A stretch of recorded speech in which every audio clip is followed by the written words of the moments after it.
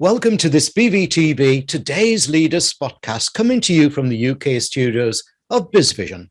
I'm your host, Malcolm Gallagher.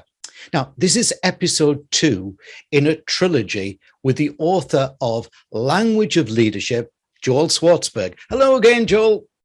Hi, Malcolm. I'm really enjoying this. Yeah, well, listen, I'll tell you what I liked about a thing about the book, that I had to have a little bit of a laugh because I'd already invited you onto this trilogy, but in the book you talk about tricolons, which is threes as well, isn't it? Yeah, right. There's sort of a magic to three. We sort of know this instinctually, and I've done some research about the why, but it gets into psychology and things that are programmed into our brains that are not so important. The important thing for us communicators, the important thing to know is that people expect things in threes, whether you're doing that rhetorically, using alliteration, but even more importantly, if you have three ideas you want to share, three approaches, three benefits to this new campaign, people are naturally accepting of that concept. 2 seems a little short, 4 seems a little long. Let's just call it magic for now.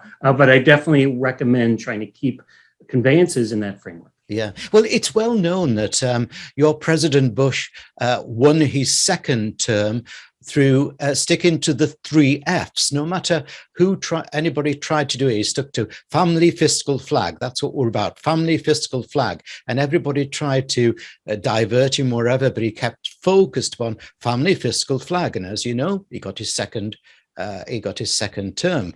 Joel, right. People remember that as well when there's that kind of alliteration. Becomes a catchphrase. Yes. I think that's what they were looking for. And it beds in your brain, doesn't it? Right. Joel, in opening this trilogy in episode 1, I said that changes in leadership skills have become necessary. Not nice to do, but must do.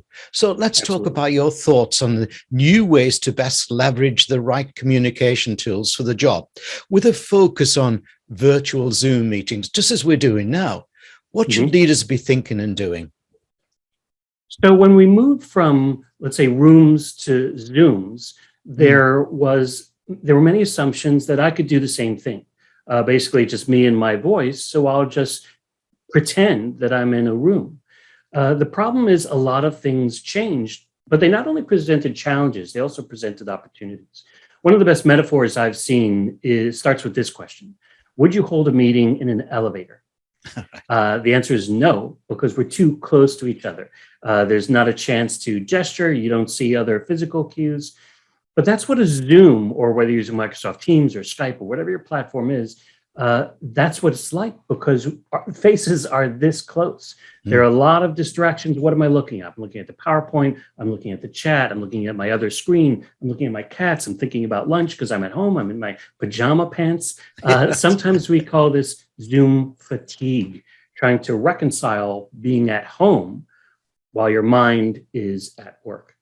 So some of the recommendations to get everything at work, I encourage people not to dress down, but to dress as they would for an actual meeting, just to get the whole body aware of what's going on.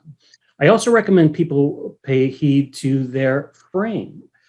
So you should have your head and your shoulders there, like you're doing and like I'm doing, not too far back and not too far ahead. Another thing you should also do is use a loud voice. Now, I always recommend my clients and my students to use a loud voice because that conveys authority, credibility, competence, but it's especially important on Zoom, even if you have a microphone, because of all those distractions going on around you. And you can't make assumptions about distractions either. If somebody's looking off to the side, that doesn't necessarily mean they're bored. They could have something ready in the microwave to take out. You can't really make those presumptions. So it's important to remember where you are and also what eye contact is. So I have a camera, as many people do right here. And I know that when I'm looking into that camera or close to it, I'm looking at you. But most people do this. I'm now looking at you, Malcolm, because this is what eye contact is normally, what we do in a meeting. So it's very hard to look into this cold black dot throughout the entirety of a Zoom call. What I recommend is when you make your point, and that's the critical thing you came to do, and it's the subject of my last book, Get to the Point, that's when you want to maximize that eye contact and leverage that connection, even if it means looking into a cold black dot. Yeah. So do you recommend people using a script for in this new world? Because sometimes scripts cannot be natural, can they? To be honest, Malcolm, this is one of my nevers. I do not recommend using scripts. I wrote a Harvard Business Review article about this for a number of reasons. One of which is you're not there to read to your audience. You're there to convey a point. Your audience expects you to do that in a live environment. Reading constrains you. It's also very hard for most people, unless you're a trained actor, to have passion and to be reading at the same time, because those are two different functions for your brain. So even though I tell people to have passion, it's still, hello, everyone. I wanted to talk to you today about this exciting new project. It robs you of your passion. And then it's very perilous. What if you lose your place? As soon as someone says, oh, wait, okay, here we go. Then I know they're not in the business of presenting to me. They're in the business of performing for me. And now it becomes a perfection contest, which it should never be. People think writing out speeches, it helps them become less nervous. It actually introduces more perils and takes you away from your primary job. Yeah, excellent. Thanks, Joel. Now, let me remind our audience of your URL, your website address, which obviously viewers you can see on the screen behind me there. And for listeners, this is a longish name, so get your pencil out. It's all the W's, Joel Schwartzberg.net. Quick spell of Schwartzberg, SCHWARTZBERG.net, joelschwartzberg.net. Your book, this one, is called The Language of Leadership, How to Engage and Inspire Your Team, and it's published by BK, that's Berrett Kohler Publishers. Today's leaders need to hone their today's skills, and the ability to be visible is one of them.